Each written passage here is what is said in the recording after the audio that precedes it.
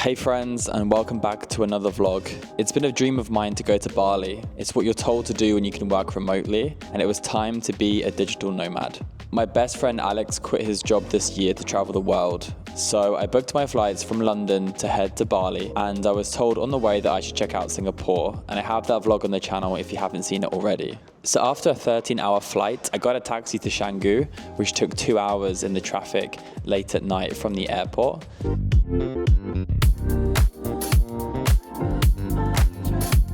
In the morning, the Bali experience truly began, hitting up the local cafe for the most incredible brunch and iced coffee. This ended up being my spot for the whole trip. The food was unreal and the staff were incredibly friendly, so definitely check out the bread basket in Canggu if you're in Bali.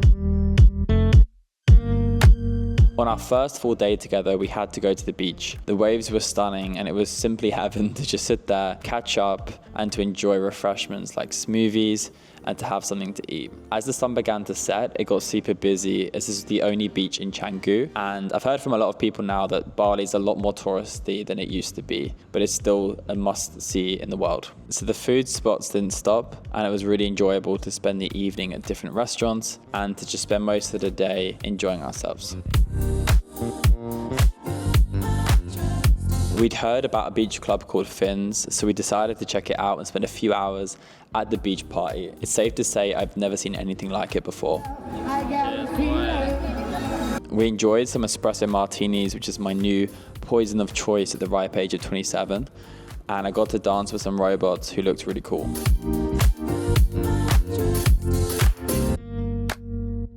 After exploring the beach club, the music was getting louder and there was more and more people gathering at probably one of the hottest spots in Canggu.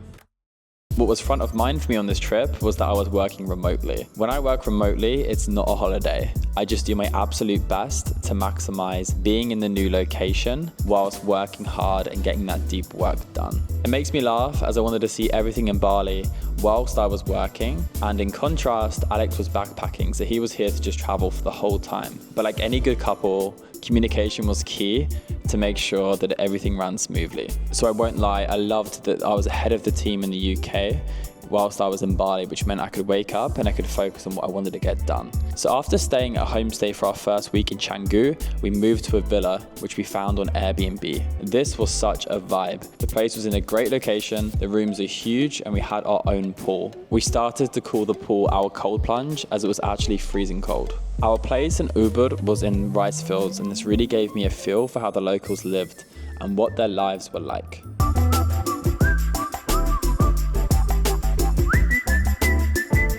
We had a really exciting day at the Sacred Monkey Forest Sanctuary. It's been on my bucket list for a long time to see monkeys, and a dream of mine is to have one on my shoulders, but I didn't quite achieve this huge ambition this time around. This was a really classic thing to do in Bali if you're a tourist, and what's really interesting is the monkeys are just so used to having people around. But you have to be careful because they can steal your stuff, and we actually saw a monkey wearing someone's sunglasses.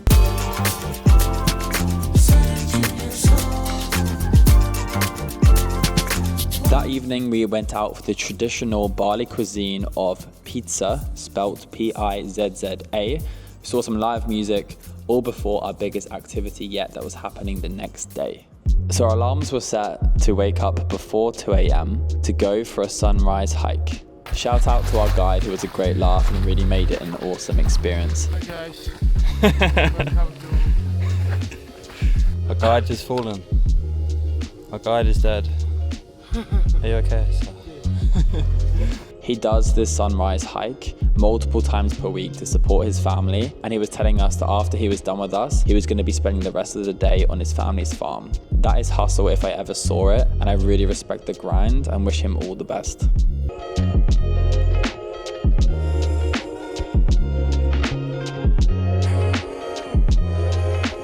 The view at the top of Mount Batur was absolutely stunning. It was a little cloudy, but it still took my breath away and was like nothing I've ever done before. After enjoying the views with the other hikers, we had a breakfast at the top before heading down. After enjoying a luscious breakfast and a hot chocolate, we began to make our trek down. I nearly fell over 100 times and was definitely a liability on the trip.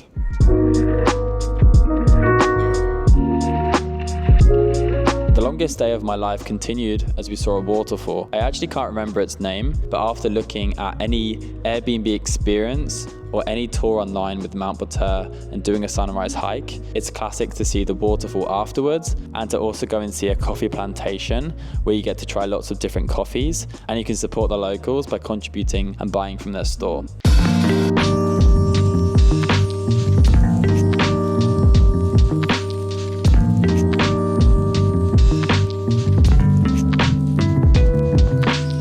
We then went and saw the famous rice terraces, which is the perfect spot for all of you IG influencers to get new profile pics. I gave Alex my camera and did my best to look candid so I could get this footage for you guys. One of my favorite things in Bali was having a young coconut. This was this huge coconut the size of 2 of my heads, and the natural coconut water was so filling and you got so much, it was crazy. The third place that we visited in our Bali adventure was Uluwatu. We treated ourselves to an incredible Airbnb and the host was so kind to welcome us on arrival. We actually had a spare bedroom, which just shows when you book an Airbnb, you can really get accommodation, which is great value. This Airbnb was called a secret garden, and what was epic is it had an outdoor kitchen. What we learned pretty quickly is if you left any food or drink on the side, the ants would attack in just a couple of minutes, but somehow the host did an incredible job to avoid bugs like mosquitoes and ants swarming the place. One of my favorite things on the trip was seeing the Uluwatu Temple. The scenery by the sea was jaw-dropping. It really felt like a spiritual place, and as we got there early, we just relaxed and enjoyed the view. Just a note, if you are visiting Uluwatu, you do queue for tickets for quite a long time at the Uluwatu Temple. We wish that we'd brought sun cream or like an umbrella to block the sun, so don't make that same mistake. It was mind-blowing to me to be 20 hours away by plane in Bali from the UK, watching this fire dance as the sun was setting.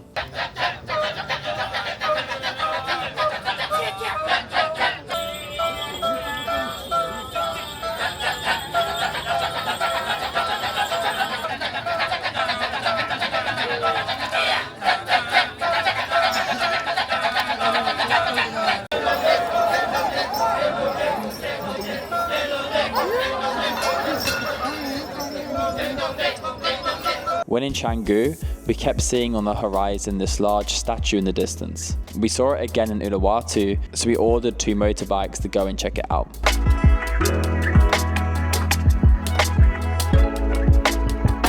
It turns out that this was a cultural park and that these were some of the biggest statues in the world.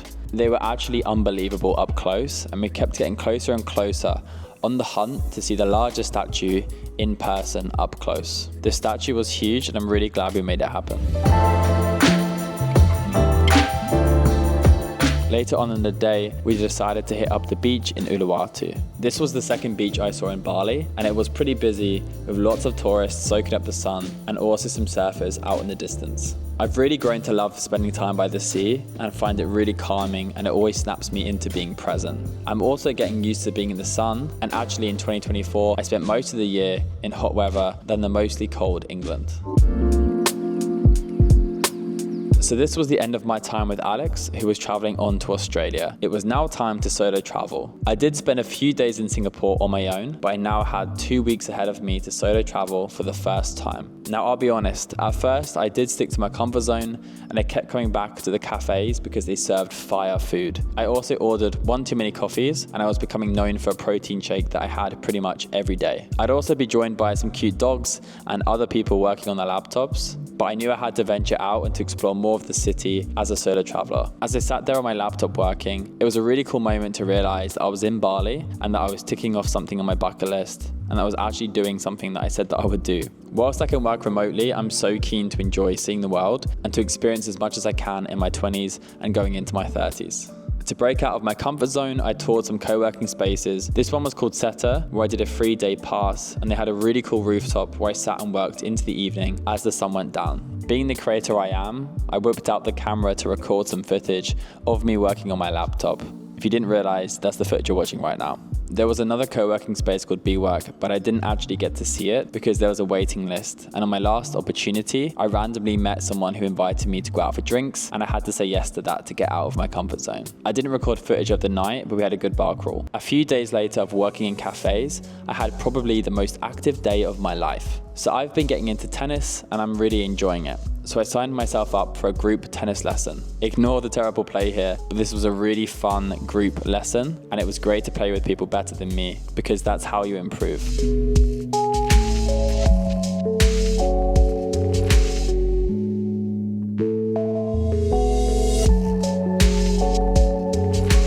Today's adventure, I've played tennis, gone to the gym, and now I'm off to surf. I've surfed once in Morocco, and it was like 3 hours of failing, and I stood up for one. So I'm telling the guy that I've never been surfing before, I need all the help I can get, so here goes nothing.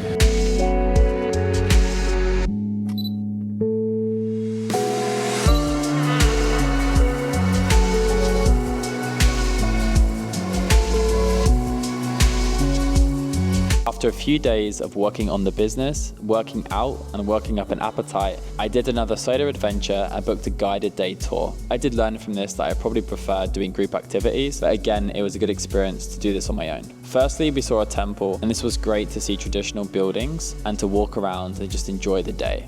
Next, we saw Tanah Lot, which was a short drive away, and I definitely recommend that you see it if you're in Bali.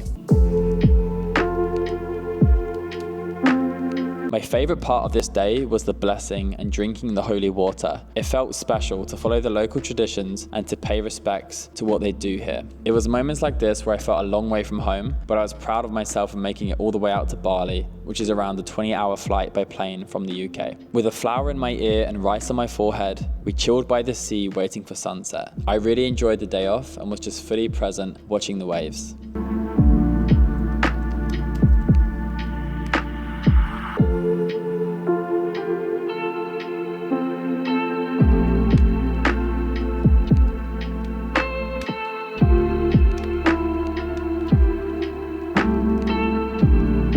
As the sun began to set, my mind went to avoiding the traffic, so we made a run for it.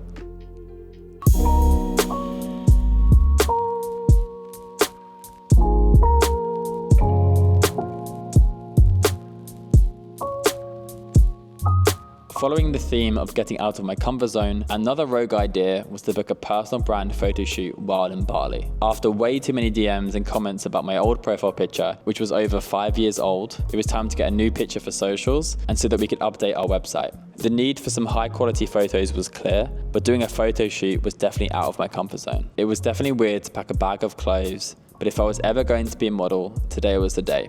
A shout out to Yaya, who was so patient with me. We literally took thousands of photos in the studio, and when I liked something, I was really annoying to ask that we did the same thing in a black top, then a white top, and then a grey top. Oh, and I think I changed from shorts to jeans as well.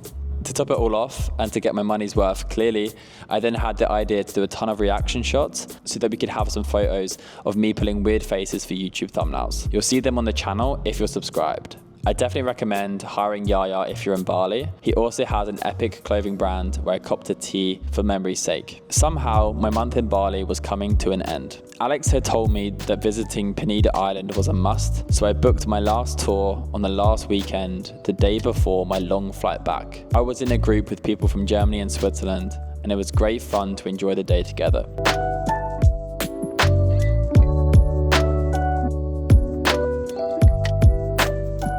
We saw a few beautiful spots before seeing the main site of Nusa Penida. Our tour guide again was incredible, and that was a regular theme that the people in Bali were the nicest souls. It really is a spiritual place. The water was absolutely stunning.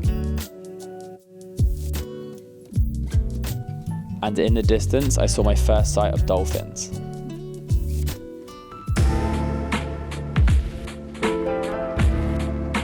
It was a majestic day, and I did many a pose, acting like I was some sort of king of the island.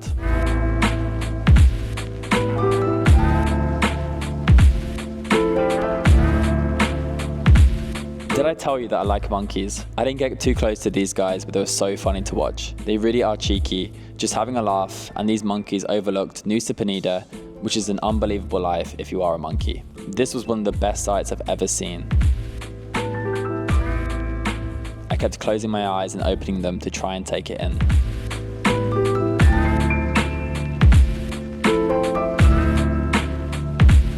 To end the day, we were left to our own devices to enjoy another beach. This was the life. We went into the sea, which was really cold but so refreshing after a long day in the sun. And just like that, my Bali adventure was done. I said bye to new friends, and I'll keep this place in my heart forever. Until next time, thank you for watching.